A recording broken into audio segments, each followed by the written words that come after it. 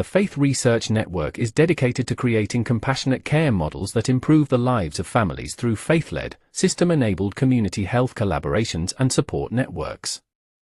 Guided by a reverse research and knowledge mobilization approach, the network develops social prescribing care models that connect individuals and families to community health services aligned with public health priorities. The network's operating system encompasses digital platforms designed to collaborate with voluntary, community, faith, and social enterprise organizations, as well as external partners, to enhance institutional capacity and strengthen community health collaboration. This is supported by a transformational leadership and advocacy program, delivered through community practice sessions and practical toolkits. It works alongside workforce integration as a civic responsibility to build stronger partnerships and improve impact in neighborhoods and local communities.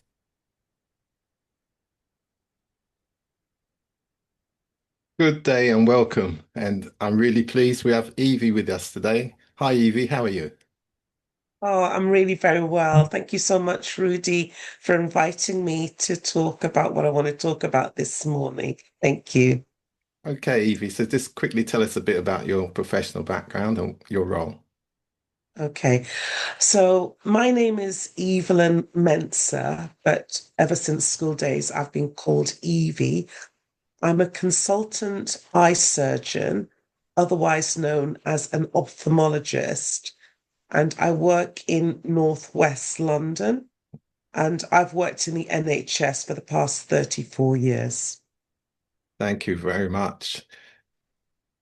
Evie, tell us, what is sickle cell retinopathy and why is it important to study it now?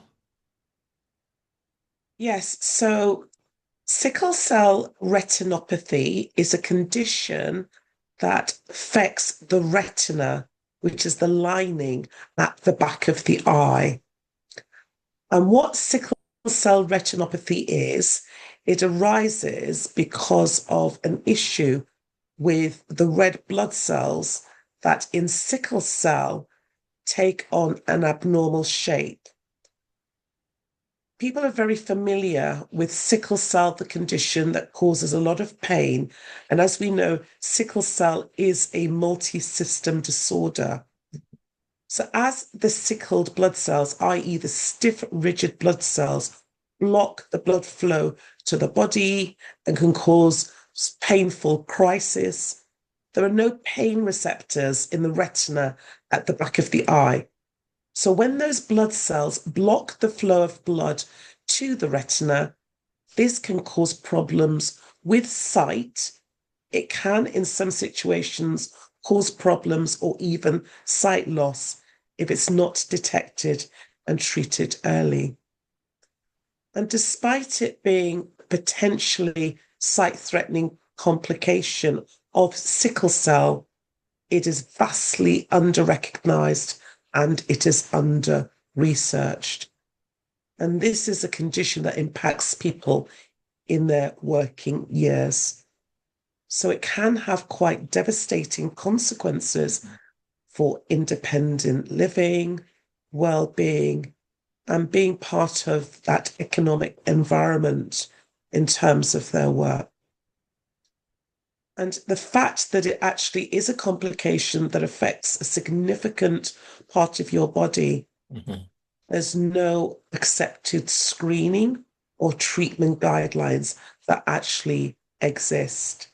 And it is a condition that affects people mostly from sub-Saharan Africa and the Caribbean.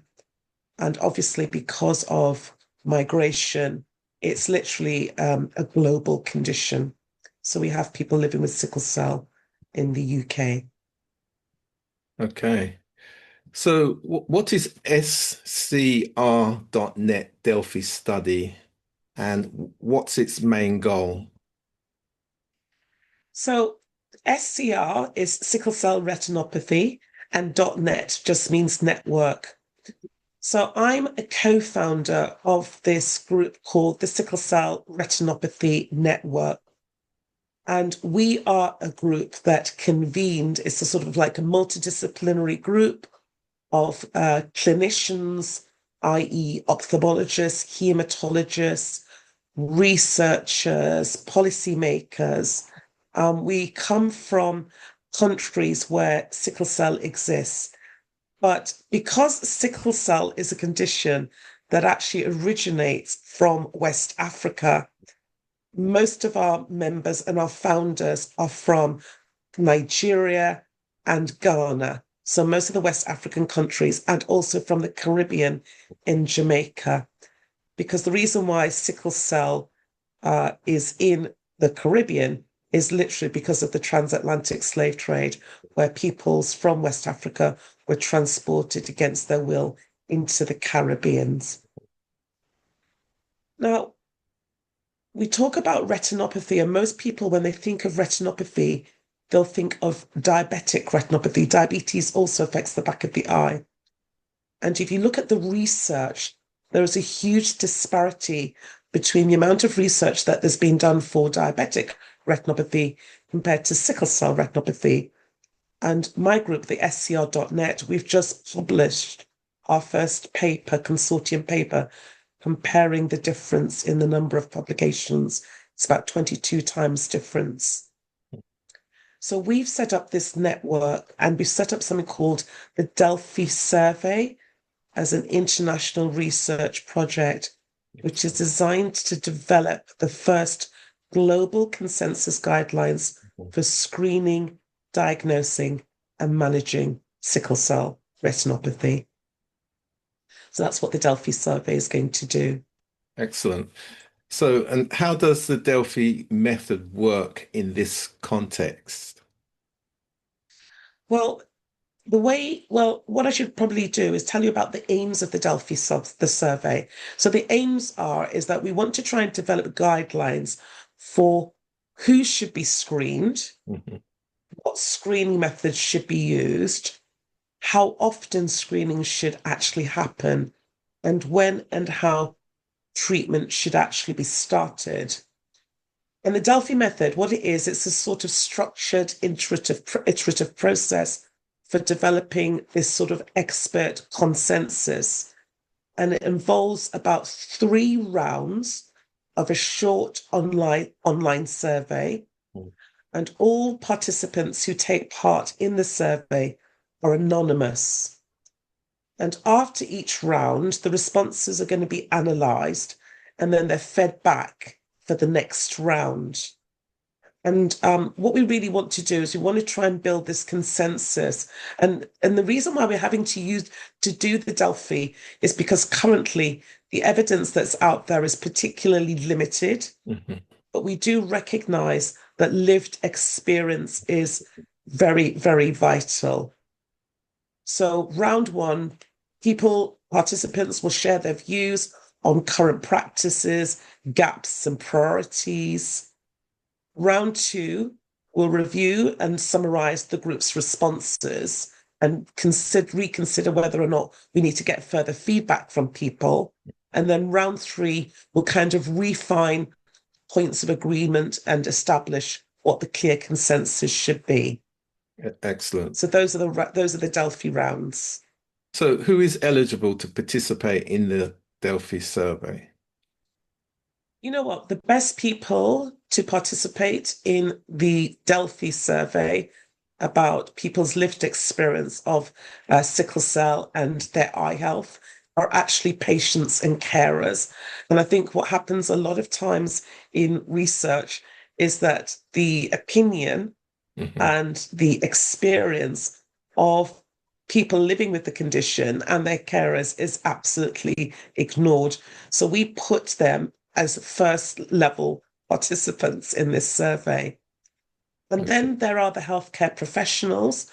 So people like ophthalmologists, who are eye doctors like myself, and even optometrists. So people who work on the high street, deal with people's glasses, usually can sometimes be the first point of call when people have got an issue with their eyes. Not forgetting also, importantly, hematologists and other physicians, doctors, GPs, nurses, and allied health professionals as well. And because our sickle cell retinopathy SCR.net Delphi is really being led by our colleagues in the Global South, So people in sub-Saharan Africa and the Caribbean, we cannot actually forget traditional healers and also faith healers too. So we really want to get the opinions of traditional and faith healers and also public health policymakers, because they are kind of like the decision makers. So really what we want the guidelines to do is reflect a range of healthcare systems that's embedded in cultural beliefs and lived experience, which actually comes from the community. There's so much knowledge, caregiving, lived experience from our community, which is never usually taken into consideration with research, because as I say, not all research has to be a randomized controlled trial. Yeah. Yeah, and you touched on it there. So could you say a little bit about the importance of families and community support? You know, I think this is just so underestimated, you know, families and communities, because they're the ones that actually, first of all, there's the lived experience of the person who's actually living with the condition themselves. Right. Their voice is really important. And I really don't feel that we hear the lived experience voice from people living with sickle cell. A lot of data and research is very much quantitative. So it's the data, it's the numbers, it's the percentages, it's the graphs, okay? But we don't get much of that qualitative information, i.e., is there something that other things that people might do, which may be besides the drugs, that alleviates the pain or impacts or makes them feel better, helps them to actually get up. Because as I was alluding to, these sorts of stories, if you read the literature, if you read the medical literature, you would think that sickle cell was discovered in 1910 by a Boston physician called James B. Herrick. Because what he did was that he wrote about a Grenadian student, a 20-year-old student that happened to be in Boston, who became ill. And then he looked at his blood film under a microscope and described these peculiar shaped blood cells. So that's what everybody in healthcare quotes as the first publication. Yeah. But if you listen to the stories of our ancestors, then you would recognize the sickle cell was discovered thousands of years ago in Africa, West Africa to be specific. All right. And what they will say in the Igbo tribe in Nigeria is that they will describe something called Obanji. Obanji means children who come and they go. So what they're describing are children who were born with this genetic condition, who thousands of years ago, obviously they didn't have medicine, they didn't have all that knowledge. They then passed on. Then that couple would have another child. That child would live for some time. Then that child would pass on. So they felt it was like the malevolent spirit. The child was coming and going. That's from the folklore and that's from the stories. So whilst James B. Herrick was he described that 20-year Grenadian student as an intelligent Negro, by the way. So that colonized language. But what he did not describe in his paper was his lived experience of being in Grenada. And there were other people in Grenada that were managing this condition. So instead of James B. Herrick going to Grenada, finding out from the people who live there what it was like to look after somebody with sickle cell, what it was like to experience it, he didn't do that. He just looked at his blood film under a microscope and published. He didn't care about their stories, their lived experience. Okay. So what impact do you hope this study will have globally?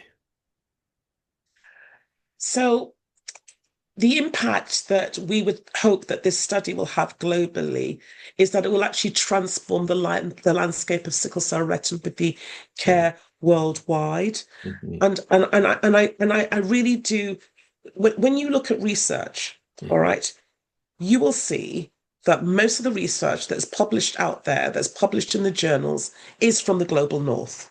Right. So I'm talking about Europe, UK, and America.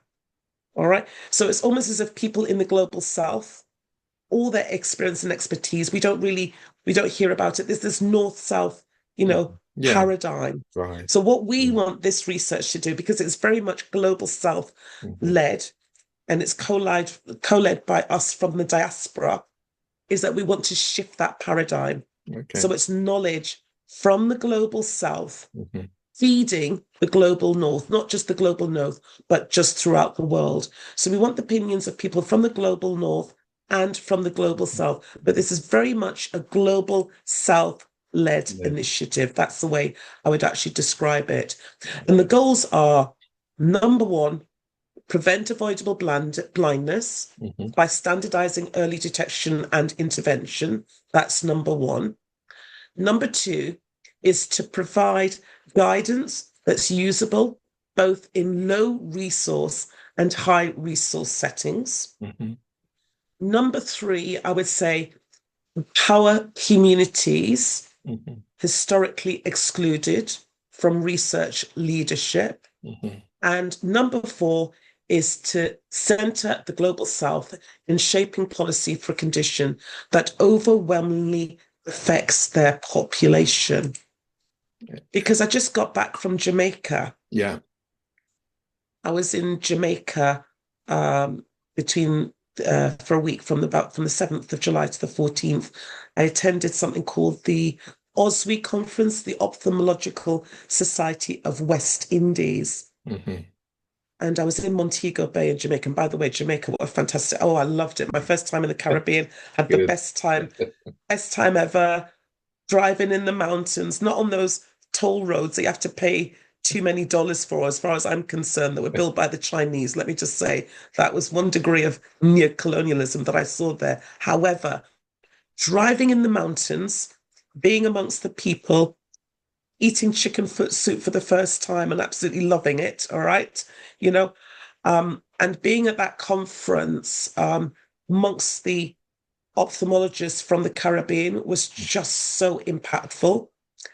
And when we presented the Delphi to them at our symposium that was led by Professor Lizette Moat, she is a professor of ophthalmology and she's based in Kingston, Jamaica. And she was chairing our session that we went to. There was myself from the UK.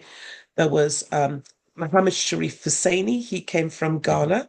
He was the resident doctor. He's the first author on that paper I was telling you about. And Basil Williams, he came from America. But when we presented the Delphi survey, we said that this is very much global south driven. We know that you've got a lot of experience and expertise. There was a lot of emotion in that room, emotion that I've actually never seen in a scientific medical conference before. True. And the reason why the ophthalmologists were emotional was because of the Jamaican cohort study that had taken place in the late 80s and early 90s. And they were remembering some of their experiences of that survey where they felt that their voices were silenced and they felt that their experience and expertise was not sought and they were shut down. So they really felt that this time with the Delphi survey, they will be able to have their voices heard and their protocols, their experience. And it's going to be, by God's grace, it's going to be global international guidelines, as I said, driven by people from the global south. Okay. And finally, how can someone take part in this survey and how long does it take? Okay. Well, first of all, above my head, well, first you can see the logo for the Sickle Cell Retinopathy Network, and you can check us out online. But there's a QR code just there. So if you get your phones out, put your phone into camera mode to scan that QR code.